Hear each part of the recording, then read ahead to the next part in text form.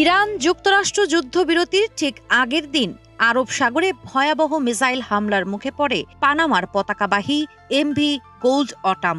জাহাজটিতে থাকা বাংলাদেশি নাবিক এহসান সাবরি রিহাত জানান, দুপুরের আগে হঠাৎ বিকট শব্দে জাহাজ কেঁপে ওঠে।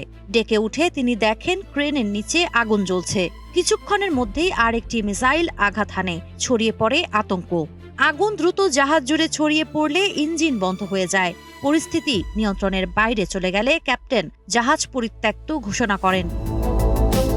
জীবন অবাক না করলে কে করবে? 28% মিল্ক ফ্যাটের অবাক করার সাথে ফ্রেশ মিল্ক পাউডার। জীবন অবাক করুক প্রতিদিন। রিহাত সহ 4 জন একটি লাইফ বোটে উঠলেও সেটির ইঞ্জিনও অচল হয়ে পড়ে। উত্তাল সাগরে দুলতে দুলতে প্রায় 7 ঘন্টা মৃত্যু ভয় নিয়ে অপেক্ষা করেন তারা। পরে ফ্লেয়ার ছুড়ে সাহায্য চাইলে একটি জাহাজ তাদের উদ্ধার করে। এরপর পাকিস্তান নৌবাহিনী এসে বাকি নাবিকদেরও উদ্ধার করে করাচিতে নিয়ে যায়। ভয়াবহ সেই অভিজ্ঞতার পরও রিহাত সহ সবাই এখন নিরাপদে আছেন।